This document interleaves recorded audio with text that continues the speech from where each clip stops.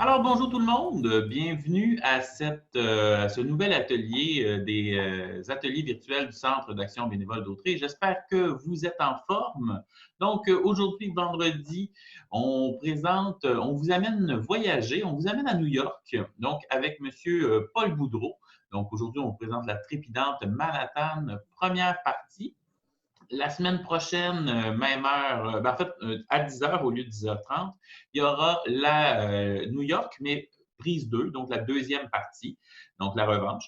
Donc, si vous êtes intéressé à vous joindre à nous, mais vous pouvez le faire en direct la semaine prochaine à 10 heures, encore une fois, sur notre Zoom. Sinon, mais vous pouvez aussi nous attraper en rattrapage sur notre page Facebook, sur notre site Internet, le www.cabotré.com, ou encore, vous allez pouvoir aussi avoir la rediffusion de la présentation d'aujourd'hui sur CTRB TV.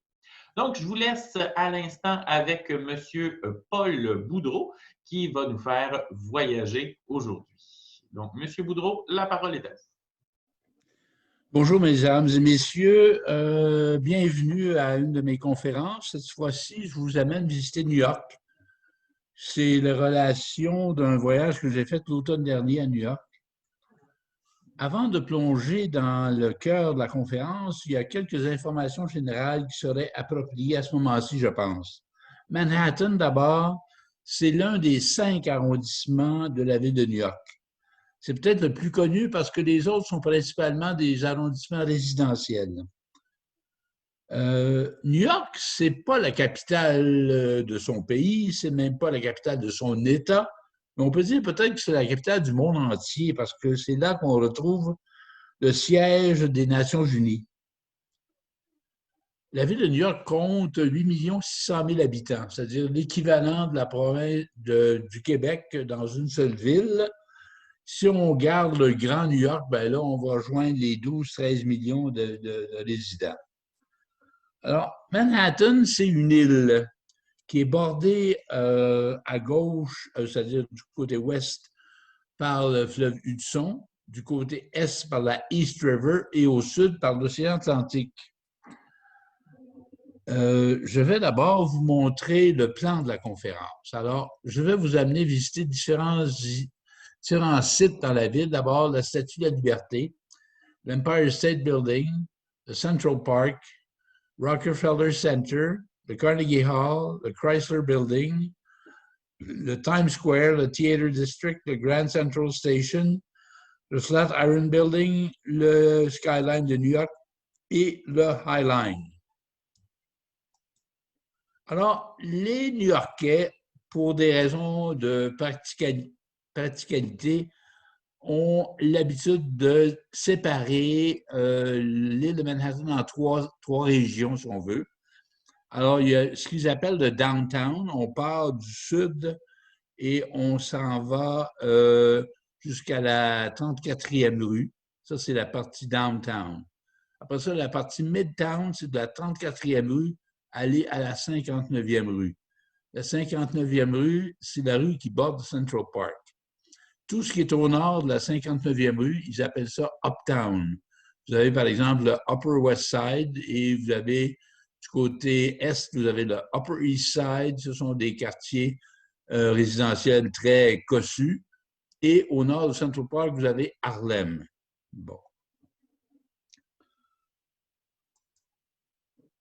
L'île de Manhattan est reliée au continent par des ponts et des tunnels. Vous avez le pont de Brooklyn, vous avez le pont de Manhattan, vous avez le pont Washington qui est relié au New Jersey, le pont Verrazzano. Vous avez une couple de tunnels également. Vous avez le Holland Tunnel et le Lincoln Tunnel. New York est une ville qui surpasse toutes les autres dans bien des domaines. Par exemple, en économie. Alors, New York est une ville qui contient des centaines et des centaines de sièges sociaux d'importantes compagnies et où ici, évidemment, il y a la bourse la plus riche au monde à Wall Street.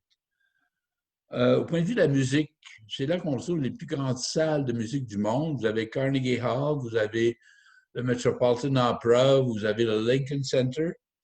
Au niveau des musées également, vous avez le Metropolitan Museum of Fine Arts, vous avez le Museum of Modern Art, vous avez le Guggenheim, vous avez le Whitney, etc. Et juste pour vous montrer l'importance de la ville, New York, c'est la seule ville que je connaisse qui détient 2 équipes dans chacun des sports professionnels pratiqués en Amérique du Nord. Vous avez, par exemple, au hockey, vous avez les Rangers et vous avez les Islanders. Au baseball, vous avez les Yankees et les Jets. Au football, vous avez les Giants et les Mets, et les Jets plutôt. Et aussi au basketball et au soccer, c'est la même chose. New York comporte 2 équipes. Maintenant, je vais vous parler un peu de l'histoire de Manhattan.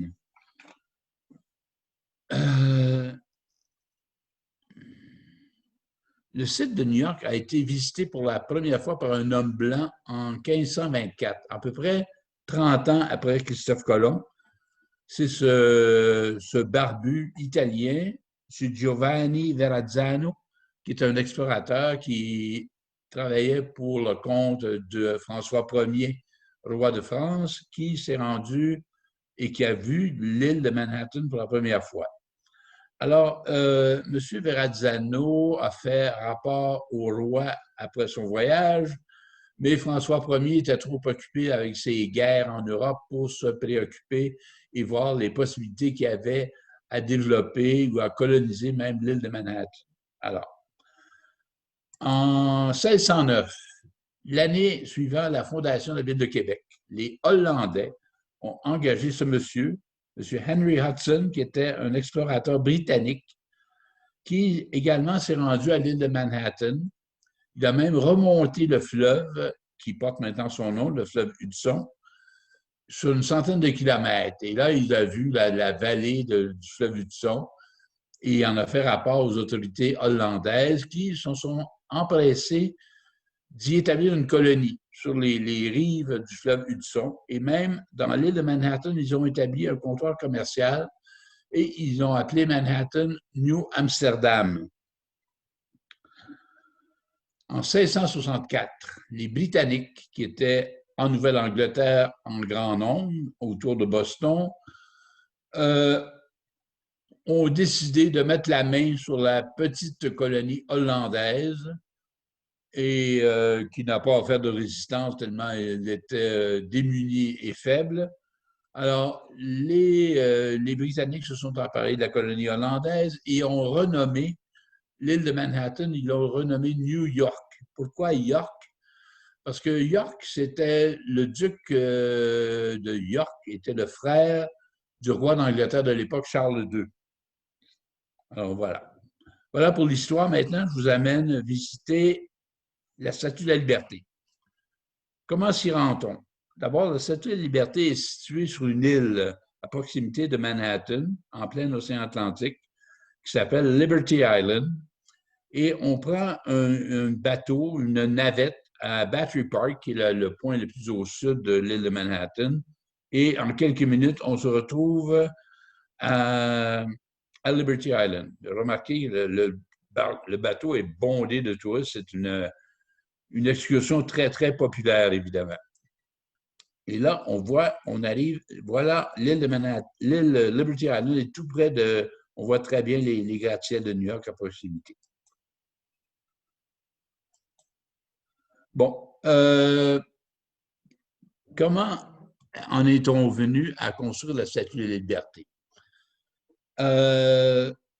D'abord, les États-Unis avaient acquis leur indépendance lors de la guerre révolutionnaire de 1776 et on était donc environ 100 ans plus tard et la France, qui avait contribué au combat des troupes révolutionnaires en envoyant des militaires sous la direction du marquis de Lafayette, voulait rendre hommage aux États-Unis en leur offrant un magnifique cadeau. Ils voulaient leur offrir une statue et ils ont décidé comme thème d'utiliser la liberté parce que la liberté, c'est une des 3 grandes valeurs de la France, liberté, égalité, fraternité. Et ils ont donné le mandat à un sculpteur français qui s'appelait Auguste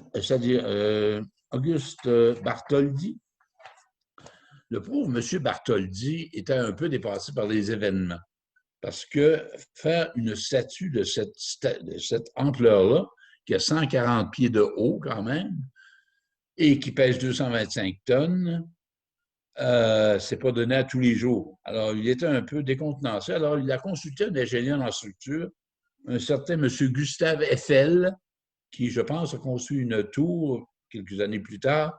Et M. Eiffel lui a donné des conseils pour s'assurer que la statue tiendrait debout.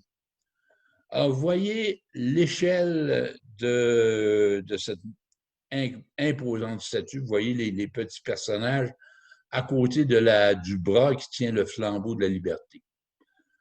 Vous allez voir aussi des pieds de la statue et le petit balconnet qui autour duquel est installée la flamme. Alors, le contrat qu'il y a eu, l'entente qu'il y a eu entre les États-Unis et la France, c'est que la France concevait la statue, la fabriquait en France, la déménageait jusqu'à Liberty Island et là, l'installait sur une base en pierre que les Américains s'étaient occupés de construire. Alors, c'est ainsi que vous voyez, la base a été construite par les Américaines et la statue a été assemblée par-dessus la base en pierre. Il faut que je vous raconte une anecdote. Il y a à peu près 20 ans, je suis allé visiter la Statue de la Liberté et j'ai eu l'occasion de pénétrer à l'intérieur. Je ne sais pas si on peut encore le faire pour des raisons de sécurité, mais toujours est-il que j'ai pu grimper à l'intérieur. Il y a une échelle qui compte 364 marches et qui vous mène jusque dans la tête de la statue. Et là, on voit à l'extérieur, ici, vous voyez dans la couronne sur la tête de la statue, des ouvertures. Et on peut voir à travers ces ouvertures-là, on voit le skyline de New York, on voit aussi l'océan Atlantique, bien sûr. Alors, j'ai eu l'occasion de faire ça et je m'en souviendrai toujours. C'était vraiment très, très impressionnant. Une autre anecdote, en 1902, il y avait un réparateur de clochers, donc quelqu'un qui n'avait pas peur des hauteurs, qui a grimpé dans le petit balconnet ici autour de la flamme du flambeau. Et là, il a sauté en bas en parachute et il est, semble-t-il, atterri en toute sécurité. Bon, on retourne, on prend la navette et on retourne à Battery Park sur la pointe sud de Manhattan. L'Empire State Building. C'est un immeuble qui est connu à travers le monde entier parce qu'il a été d'abord inauguré en 1931 et pendant 40 ans, il a été l'immeuble le plus haut, non seulement de Manhattan, mais du monde entier. Maintenant, c'est seulement le 3e édifice le plus élevé de New York. Il y a le One World Trade Center, l'édifice qui a remplacé les 2 tours jumelles démolies en 2001. Et l'autre, c'est l'édifice, le 432 Park Avenue, qui est un édifice résidentiel très récent et qui est plus haut encore que l'Empire State. Alors, l'Empire State a été construit dans les années 30, inauguré en 1931, et ça a pris 18 mois à le construire. Évidemment, ce n'était pas le meilleur temps pour offrir sur le marché un immeuble locatif de bureaux parce qu'on était en pleine dépression. Alors, ça a pris 20 ans, imaginez, avant que tous les bureaux de l'Empire State soient loués. Même que les gens l'appelaient ironiquement le Empty State Building plutôt que l'Empire State Building parce qu'il était pratiquement vide. C'est devenu un immeuble tout à fait iconique qui a été représenté plusieurs fois au cinéma. Dès 1933, lors du premier film sur King Kong, on voit King Kong qui escalade les murs extérieurs de l'Empire State. Et ça a apparu évidemment dans plusieurs autres films. En juillet 1945, par un brouillard, il faisait un brouillard épouvantable, il y a un bombardier B-25 avec 14 personnes à bord qui est venu en collision avec le 79e étage de la tour et qui a déclenché un incendie qui heureusement a été rapidement maîtrisé. Il existe une tradition dans l'Empire State Building où à chaque année, on fait une course pour savoir qui arriverait à grimper les escaliers de l'Empire State du rez-de-chaussée, aller au 86e étage le plus rapidement possible. Là-dessus, il y a 1450 pieds de haut, la tour de l'immeuble, et il y a 1576 marches à franchir pour arriver au 86e étage. Le record est détenu par un Australien qui a fait qui a grimpé en 9 minutes 33 secondes, et le record féminin appartient à une Autrichienne qui l'a fait en 11 minutes 23 secondes, grimper 86 étages, il faut le faire. Bon, alors je vais vous montrer d'autres photos de l'Empire State Building. Il y a deux observatoires où les gens peuvent aller. Il y a l'observatoire au 86e étage. On voit ici, les gens peuvent sortir à l'extérieur et prendre des photos et voir la vue. Il y a il y en a un au 102e étage. Voilà la vue qu'on a de Manhattan, de l'observatoire du 102e étage plutôt. Voici les façades de l'Empire State ont même déjà servi à un défilé de mode. Bon, Central Park, c'est vraiment le poumon de la ville de New York. Parce que New York, c'est vraiment une agglomération très dense d'habitations, de gratte-ciel, et on a besoin de compenser en ayant un grand espace vert. Alors, Central Park, elle répond très bien à ce besoin-là. C'est un immense terrain de 341 hectares. Alors, il a 4 km de long par 800 mètres de large, et il comporte 250 000 d'arbres et d'arbustes. Il y a plusieurs étangs, comme vous pouvez voir ici. Il y a même un qui est réservé où que les oiseaux migrateurs affectionnent particulièrement. Il y a d'autres, il y a des fontaines, il y a des pelouses, en tout cas, il y a toutes sortes il y a des allées pour se promener, évidemment. Et c'est vraiment un lieu tout à fait spécial. C'est grand, c'est très grand. 4 km de long à Manhattan, c'est quelque chose. Voici une merveilleuse fontaine dans son bassin. Et voilà un des étangs où les gens peuvent se promener en chaloupe. Vous voyez les merveilleux arbres, c'est incroyable, des arbres matures qu'il y a dans ce parc-là. Le parc a été conçu par M. Frédéric Olmsted, qui est un architecte paysagiste. C'est lui qui a conçu quelques années plus tard le parc du Mont-Royal à Montréal. Alors, ça a été terminé en 1873. Il y a eu la collaboration également de l'architecte franco-américain Calvervaux, qui lui a fait les éléments bâtis en solide comme les ponts, les marches, les escaliers, etc. Voici 3 bernaches qui sont, comme je disais tantôt, c'est un endroit où les oiseaux migrateurs aiment bien s'arrêter. Évidemment, à chaque printemps, les pommetiers, les cerisiers sont en fleurs, alors ça attire beaucoup les touristes. Même en hiver, les grandes allées larges sont déblayées et on peut se promener, marcher, on se croirait en pleine forêt, n'est-ce pas? Alors qu'on est vraiment au cœur de la ville la plus densément peuplée au monde. Pendant l'été, c'est peut-être la saison où il y a plus d'activités dans le parc.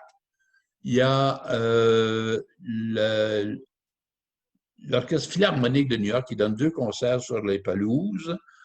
Il y a également le Metropolitan Opera qui présente 2 opéras à l'extérieur pendant l'été. Il y a une troupe de théâtre qui s'appelle Shakespeare in the Park, qui donne également des pièces de Shakespeare à l'extérieur.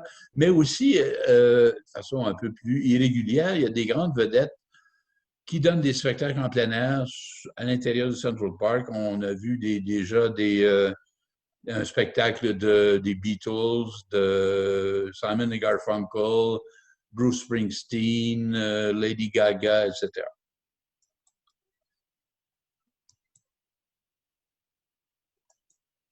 Bon, je viens de citer le Rockefeller Center. Monsieur John D. Rockefeller, qu'on voit ici, qui était à la tête de la fameuse famille Rockefeller, est celui qui a rendu la famille tellement si riche. Alors, depuis le début du siècle, Monsieur Rockefeller avait investi massivement dans l'industrie du pétrole. Alors, il avait été propriétaire de plusieurs puits d'exploration de pétrole. Il était propriétaire également d'usines de raffinement du pétrole. Alors, il avait une fortune colossale. On disait même que c'était l'homme le plus riche de l'univers. Et rendu à la fin des années 20, il a décidé d'investir une partie de sa fortune dans l'immobilier à New York. Alors, il a conçu avec ses architectes un complexe immobilier de 19 bâtiments en plein cœur de Manhattan, en bordure de la 5e avenue. Et ce complexe a été terminé en 1939. Ça, c'est le Rockefeller Plaza, avec la fontaine au pied de la grande tour qu'on a vue précédemment. Alors, c'est un espace surbaissé. En hiver, c'est une patinoire. Et en été, vous voyez, les auvents, ça devient une terrasse pour le restaurant au pied de la fontaine. Il y a une tradition qui existe à New York qui est chère au cœur des New-Yorkais, c'est le sapin de Noël à Rockefeller Plaza.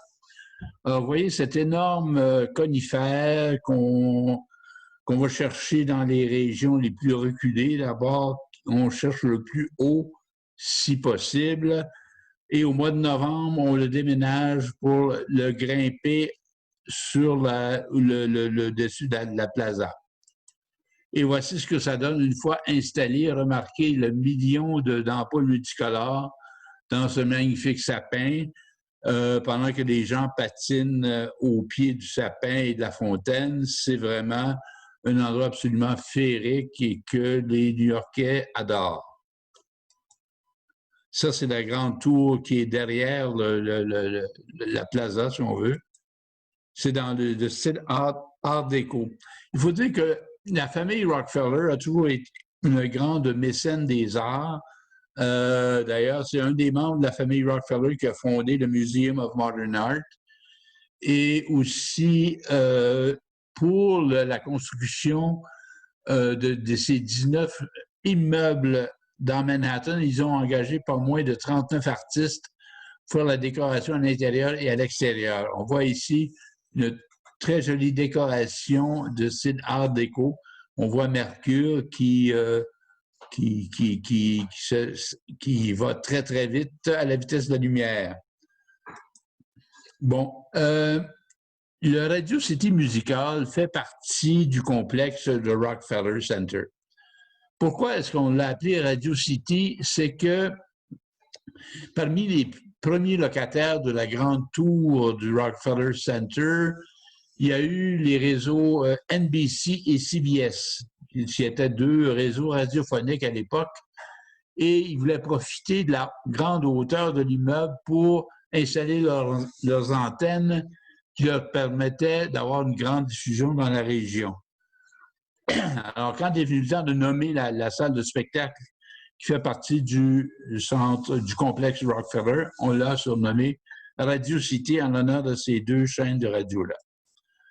Vous voyez les immeubles, vous voyez deux des immeubles là, ici, c'est tout, c'est le style art déco des années 30. Alors, c'est tout exprime la verticalité, la minceur, et c'est ainsi qu'il y a des retraits dans les façades pour accentuer encore plus, le plus possible, la hauteur. C'était ça, le style art déco en architecture. Vous voyez des patineurs. On peut louer des patins et se promener sur la patinoire. Et voici, il y avait même un chevreuil que j'ai rencontré sur la plaza. Bon, maintenant, je vous amène à Carnegie Hall. Carnegie Hall, c'est la fameuse salle de spectacle de New York au son à l'acoustique extraordinaire, qui a été inaugurée en 1882 en présence du grand compositeur russe Tchaïkovski. Ce sont les fonds fournis par un mécène, M. Andrew Carnegie, qui était un Écossais qui avait immigré aux États-Unis et qui avait fait fortune dans la construction, dans la production d'acier. Quand on sait le nombre de gratte-ciel qui s'est construit à New York au début du 19e siècle, c'est pas étonnant que M. Carnegie ait fait fortune. Alors, il a fait construire cette magnifique salle de spectacle, Carnegie Hall. Alors, c'est une salle de spectacle qui peut contenir 2800 spectateurs, avec une très grande scène pour accueillir des orchestres symphoniques. Alors, la salle contient 5 niveaux. Vous voyez la salle des spectateurs. Son acoustique est extraordinaire. Les plus grands musiciens de la Terre se sont produits dans le Carnegie Hall. Si je pense à la musique classique, Ravel a joué là, Gershwin, Maria Callas, Leonard Bernstein, Isaac Stern, Pavarotti a chanté à Carnegie Hall, etc. Dans le monde du jazz, Benny Goodman, Dave Brubeck, Miles Davis et Duke Ellington s'y sont produits. Dans la musique populaire, Charles Aznavour, Edith Piaf, Judy Garland, Bob Dylan, les Beatles, Jacques Brel et Dalida et combien d'autres encore se sont produits à Carnegie Hall. Ces photos-là ont été prises le 22 novembre dernier alors que j'y étais parce que c'était à ce moment-là qu'avait lieu le concert donné par l'Orchestre métropolitain de Montréal. Et en première partie, il y avait la soprano américaine Mme Joyce Di Donato qui a chanté des extraits des opéras de Mozart. Après, Yannick Nézet-Séguin a continué dans la deuxième partie. L'orchestre au complet a joué une symphonie de Bruckner. Et voici une des altistes, en fait, c'est ma fille, c'est une de mes filles qui joue dans l'Orchestre métropolitain. Et voilà, elle était très heureuse à la fin du spectacle de l'ovation debout pendant 5 minutes de temps que la salle bondée a accordé à l'Orchestre métropolitain. Voilà. Bon, maintenant, je vous amène à visiter le Chrysler Building. Le Chrysler Building, c'est un immeuble qui a été construit à peu près en même temps que l'Empire State. En fait, il a été terminé 1 an plus tôt. Et l'Empire State, son ambition, c'était de dépasser, évidemment, le Chrysler Building, ce qu'il a fait. Il y a quelques années, on a fait un sondage auprès d'une centaine d'architectes de New York pour savoir lequel des gratte-ciels ils préféraient à New York, dans Manhattan. Et c'était à peu près unanime pour dire que s'ils préféraient, c'était le Chrysler Building. Puis moi, je suis tout à fait d'accord avec ça. Moi aussi, c'est mon coup de cœur. C'est un édifice fait dans le style art déco également, mais tout en briques blanches. Et ce qui est particulier, c'est le fait de l'édifice avec ses motifs en pointe d'étoiles, tout en acier inoxydable qui avait été fabriqué en Allemagne dans les usines de Krupp. Alors, le soir, les lumières qui illuminent la tour sont insérées dans les petites pointes en triangle dans le sommet de l'immeuble. Alors, ça fait un effet tout à fait féerique. Et vous remarquerez qu'il y a des motifs, il y a des aigles qui sont installés au 79e étage, ici, à tous les coins de l'immeuble. Alors, l'immeuble se trouve dans le Midtown, du côté est de Manhattan. Voici, les gens n'avaient vraiment pas peur des hauteurs à cette époque-là. Alors, voici un des aigles en acier inoxydable qui décore un des coins de l'immeuble au 79e étage. Voici ce tableau-là qui montre la hauteur des gratte-ciels à New York n'est malheureusement pas à jour. Le plus haut actuellement, c'est celui-ci, le One World Trade Center, celui qui a remplacé les tours jumelles qui ont été démolies. Et il y en a un autre qui n'est pas là, qui s'insère entre lui et l'Empire State, c'est le 432 Park Avenue, qu'on verra lors de ma deuxième conférence, qui, lui, est une grande tour. l'Empire State vient en troisième place, le Bank of America, qui est relativement récent, vient en quatrième, et le Chrysler Building en cinquième place. Ça, c'est au niveau de la rue. On voit la fenestration dans le hall d'entrée. On voit un des aigles. Vraiment, les gens, à cette époque-là, ils n'avaient pas peur des hauteurs, vraiment. Là, j'ai remarqué à quelle hauteur il sort, c'est extraordinaire. Et ça, c'est un des coins de l'immeuble avec sa tête d'aigle. Alors, l'immeuble avait été construit par M. William Chrysler, qui était le président de la fameuse compagnie d'automobile Chrysler, parce qu'il voulait installer ses bureaux dans cette tour-là. En fait, les bureaux y ont été jusque dans les années 50. Et au rez-de-chaussée, il avait installé une salle de montre pour montrer ses plus récents modèles d'automobiles. Ici, c'est une vue dans le lobby de l'hôtel. Et on voit ici encore là les aigles en acier inoxydable. Ici, ce sont les portes d'ascenseur qui reprennent les motifs tellement emblématiques de l'immeuble qu'on voit dans les photos. Bon. Maintenant, je vous amène à Times Square. Times Square, c'est un grand espace, un grand secteur de New York qui va de la 39e rue à la 52e rue et de la 6e à la 9e avenue. Times Square tient son nom du fait que le vénérable journal de New York, le New York Times, avait à une certaine époque ses bureaux à cet endroit-là. Maintenant, ils sont ailleurs dans New York. Le Times Square a connu des années difficiles. Moi, la première fois que je suis allé dans les années 60, surtout sur la 42e rue, c'était un endroit où il y avait des cinémas porno, où il y avait des peep shows, il y avait même des maisons de prostitution, semble-t-il. Et ça a duré jusqu'à dans les années 90. Dans les années 90, le maire de New York de l'époque, M. Giuliani, l'ami de l'autre, a décidé de faire le ménage dans Times Square. Il a débarrassé de tous les éléments indésirables, de sorte que depuis 1990, Times Square est devenu à nouveau fréquentable et familial. Alors, c'est un endroit où il y a 350 000 personnes par jour qui circulent. Et ce qui est merveilleux et caractéristique, ce sont les énormes annonces publicitaires au néon qui sont allumées 24 heures par jour et qui dominent tout à fait le paysage. C'est vraiment gigantesque.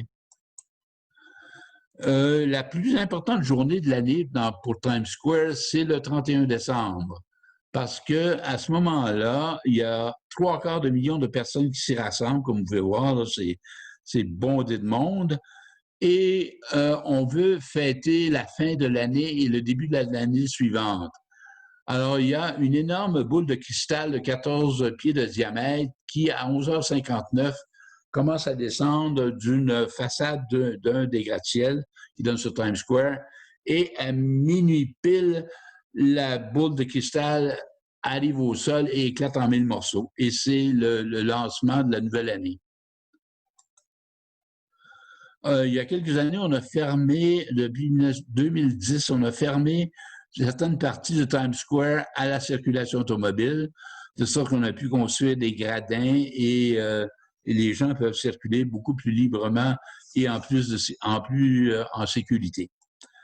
On voit ce qui est caractéristique aussi actuellement de Times Square, c'est des gens qui se déguisent en personnages de bande dessinée.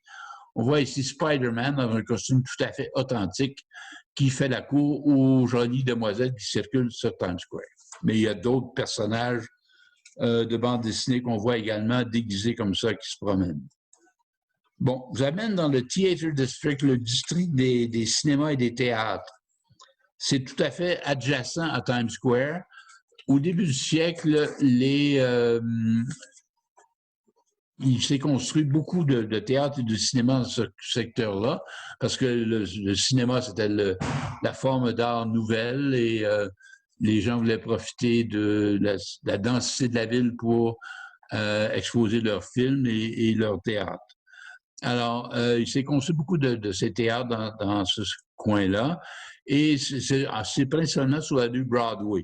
Et pour jouer, c'est considéré comme étant un succès si vous réussissez à percer sur Broadway pour un acteur ou une actrice. Alors, c'est principalement des comédies musicales qui retiennent l'affiche ces années-ci dans le Theatre District. Il y a des succès qui durent non seulement des mois à l'affiche, mais des années. Vous avez eu Les Misérables, vous avez eu Le Fantôme de l'Opéra, vous avez eu Miss Saigon, vous avez eu Chicago, toutes des comédies musicales, Le Fantôme de l'Opéra, voilà. Et voilà. Alors, ça, c'était le Theatre District. Maintenant, je vous amène visiter le Grand Central Station. C'est la grande gare ferroviaire de New York, qui est située dans le Midtown, tout à fait à 2 coins de rue à peu près du Chrysler Building, du côté est, donc, du Midtown. Alors, c'est une grande gare qui a été construite dans le style des gares parisiennes, comme la gare Saint-Lazare ou la gare du Nord ou même la gare d'Orsay. Ça a été construit au début du siècle. Ça a été inauguré en 1913. C'est dans le style Beaux-Arts, si on veut. Alors, voilà l'intérieur de cette magnifique gare qui est plus qu'une simple gare. C'est-à-dire que les trains arrivent et partent de là. Il y a également les wagons de métro. Il y a des lignes de métro qui se rencontrent à la gare Central Station. Il y a 60 commerces à l'intérieur de ce bâtiment-là et 35 restaurants. C'est pas rien. Et voilà, il y a des gens qui peuvent prendre un repas à l'intérieur du grand hall d'entrée. Voici un autre restaurant un peu plus en sous-sol qui est là depuis, semble-t-il, le début, depuis 1913 qu'il est là, ce fameux restaurant, où on sert des huîtres et des fruits de mer. Voici la façade extérieure avec son horloge. C'est très, très important. L'horloge dans une gare.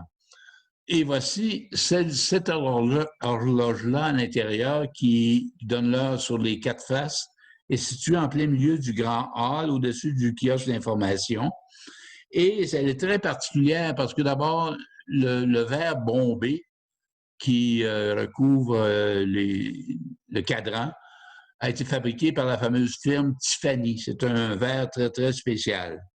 Et cette horloge-là est reliée à une horloge nucléaire à la base navale dans le Maryland. Et imaginez, sa précision de cette horloge-là, elle perd 1 seconde à toutes les 20 milliards d'années. C'est ce qu'on appelle de la précision et de la fiabilité. Elle vaut, semble-t-il, entre 10 et 20 millions de dollars. Alors, en sous-sol, on voit, il y a des wagons. Il faut dire qu'il y a beaucoup de gens qui travaillent dans Manhattan, qui habitent en banlieue.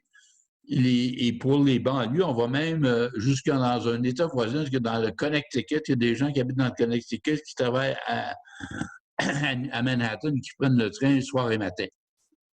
Ça, c'est une photo d'archive que j'ai trouvée, où on voit la lumière qui rentre par les fenêtres du hall de la gare.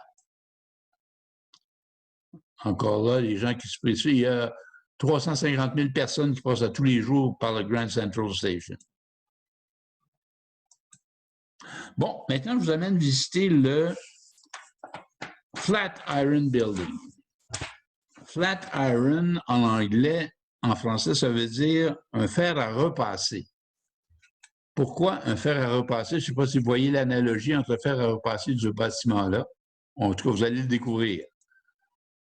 C'est un édifice qui a été construit en 1902 par un architecte de Chicago, Daniel Burnham, qui était habitué dans la construction de gratte-ciel à Chicago et qui a été engagé par le propriétaire de ce terrain pour le développer.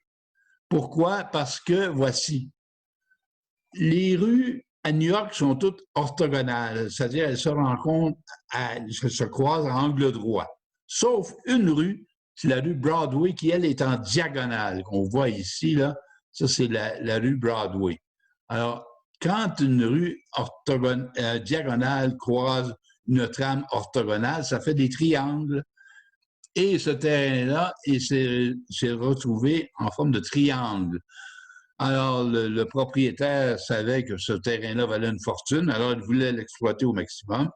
Alors, il a demandé à son architecte de faire un édifice en forme de triangle pour maximiser ses investissements. Alors voilà, ça donne le Flatiron Building, qui est un édifice très, très particulier, je dirais même unique au monde. Alors, on le voit là, il a fière allure quand même.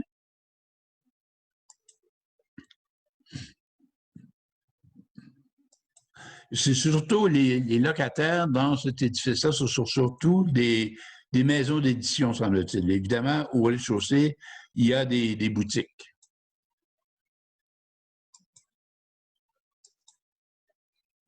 C'est un édifice de style Beaux-Arts, c'est-à-dire le style qui était à la mode au début du siècle, au début du 20e siècle et à la fin du 19e.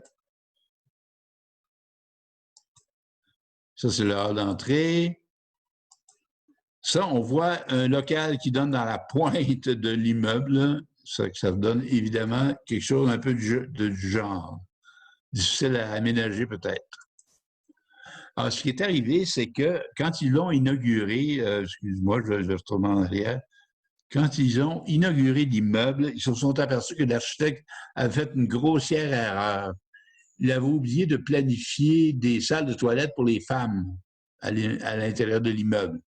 Alors, les administrateurs ont été obligés de dire qu'un immeuble, les toilettes, ça va être pour les hommes, l'étage en dessus, puis en dessous, ça va être pour les femmes, etc. Alors, on alterne selon le sexe pour les étages de toilettes. Bon, je vais vous montrer quelques photos du skyline de New York. Skyline, je ne sais pas comment on traduit ça en français, je pense que c'est intraduisible. Alors, cette photo-là est prise du New Jersey, de l'autre côté du fleuve Hudson. Alors, la partie de Manhattan qu'on voit, c'est surtout le Midtown. Ici, vous avez le 432 Park Avenue, qui est le deuxième plus haut édifice au monde dont je vais traiter dans ma deuxième conférence.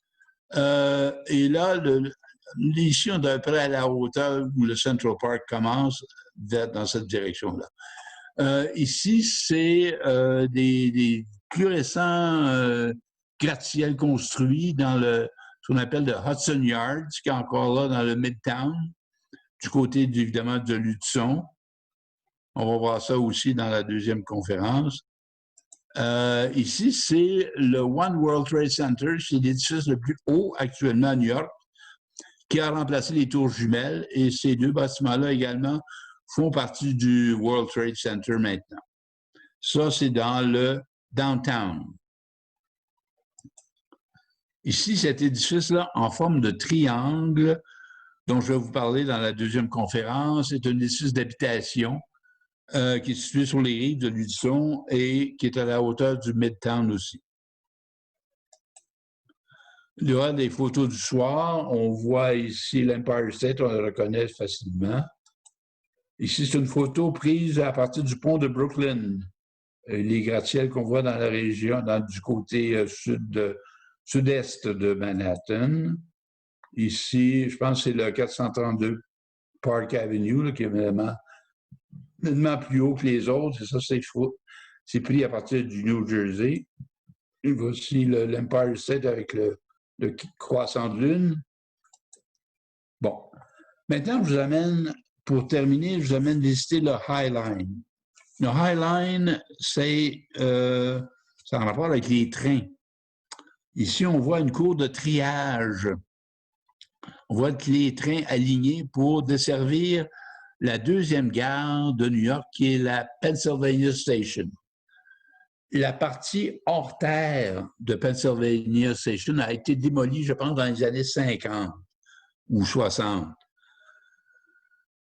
C'était un très bel immeuble, semble-t-il, semblable un peu à Grand Central Station, et ils l'ont démoli pour construire, savez-vous quoi? Madison Square Garden, la patinoire des Rangers de New York. Alors, mais ils ont conservé en sous-sol la partie ferroviaire, la partie gare, si on veut. Et les trains continuent à desservir Pennsylvania Station à cet endroit-là. Et pour parler des trains, il faut savoir que depuis le début même au 19e siècle, il y avait, ici on voit une carte de la section ouest de Manhattan. Ici, l'eau, c'est le fleuve Hudson. Et il y avait ce qu'ils appelaient le Meatpacking District. C'était un endroit où il y avait des abattoirs d'animaux, où on abattait des animaux et on transformait les produits en différents produits qu'on emballait et qu'on envoyait par train. Alors, les animaux arrivaient par les wagons de train jusqu'à peu près ici, et là, on les déchargeait dans les abattoirs, puis on repartait avec des produits de viande finie dans l'autre direction. L'affaire, c'est que les trains se déplaçaient au niveau de la rue.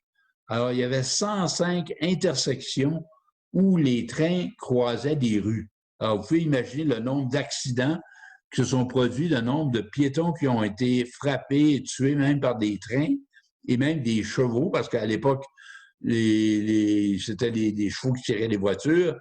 Alors, ça n'avait pas d'allure, il y avait trop de décès et d'accidents causés par les trains. Alors, à partir de 1929, on a construit une voie aérienne pour que les trains puissent circuler au-dessus de la rue, évitant ainsi les croisements.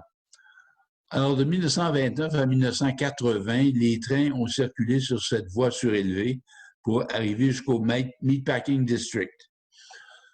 Les années 80, je pense que le Meatpacking District a plus à raison d'être en plein cœur de Manhattan. Alors, ces industries-là ont déménagé, ils se sont en allés, j'imagine, en banlieue. Mais la voie surélevée est restée là, mais elle est devenue désuète et inoccupée. Pendant ce temps-là, d'autre part, on se déplace à Paris et dans les années 1990, il y avait quelque chose d'un peu similaire qui existait dans le 12e arrondissement et que les autorités parisiennes ont décidé de transformer en parc linéaire.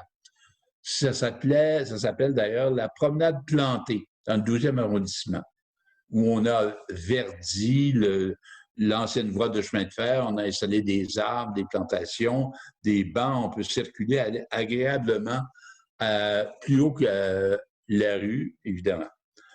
Et à New York, il y a deux résidents du secteur qui ont essayé de faire de la cabale pour réussir à faire la même chose avec le High Line. Ils ont rencontré les autorités municipales, ils ont fait du lobbying auprès de tous les résidents du secteur, parce que quand même, le High Line, ça s'échelonne sur 2,8 km, c'est assez long. Toute la ligne jaune qu'on voit et verte ici. Finalement, le maire Bloomberg, qui était le maire à l'époque, a donné les fonds pour construire des accès à la High Line. C'est-à-dire qu'on a construit des ascenseurs pour les handicapés. On a construit des escaliers à tous les trois coins de rue. On a aménagé, on a fait des plantations sur la voie surélevée et on a installé des bancs de parc et on a installé de l'éclairage, évidemment. Alors, c'est devenu, regardez le magnifique élément que c'est devenu le High Line. C'est un parc linéaire extraordinaire qui circule entre les bâtiments. À l'époque, c'était des trains, malheureusement, qui circulaient aussi près de ce que ça des bâtiments résidentiels imaginés. Alors là, on s'engage. Là, il faut dire que je suis allé là au mois de novembre. C'était pas la saison où les plantations étaient leur plus beau, évidemment. Et c'est devenu, le Highland est devenu même un élément de vente pour les gens. On voit ici, d'après l'annonce du 507, je ne sais pas trop quelle rue, qu'on dit « Venez vivre sur le Highline ». C'est rendu vraiment un incitatif pour que les gens aillent s'établir dans ce coin-là.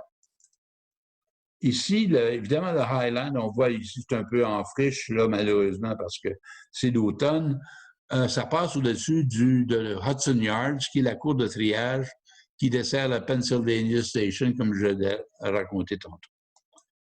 Alors, dans les rues adjacentes au Highland, on voit des merveilleuses maisons de ville, toutes collées l'une contre les autres, en pierre brune qu'on appelle, des brownstone house. Et voilà, les bancs avec toutes les plantations, l'été, c'est absolument merveilleux d'aller se détendre sur le High Line. Et on a réussi, évidemment, à construire des édifices très, très modernes en bordure de High Line où les locataires ou les propriétaires sont très heureux d'y habiter. Semble-t-il, c'est un gros succès populaire que le High Line à New York. Alors voilà, ça termine ma conférence pour la première conférence en tout cas. La deuxième conférence, je vais vous la raconter encore, je vais vous faire visiter encore autant de sites qu'à la première conférence. Ce n'est pas les attractions qui manquent à New York, évidemment. Donc, merci, M. Boudreau. Donc, revenez-nous la semaine prochaine, justement, pour la suite des aventures de Paul à New York. Et sinon, il y a aussi d'autres présentations. Puis, si vous voulez voir ou revoir les présentations qui ont été faites à date dans le cadre des ateliers virtuels du Centre d'action bénévole d'Autrey, c'est possible de le faire sur notre site Internet, au www.cabautray.com. Donc, // vidéo, vous avez tous nos vidéos qui se trouvent là. Et sinon, c'est aussi possible de le faire sur CTRD TV, alors, ou sur notre page Facebook. On les met là aussi également. Donc, merci à tous.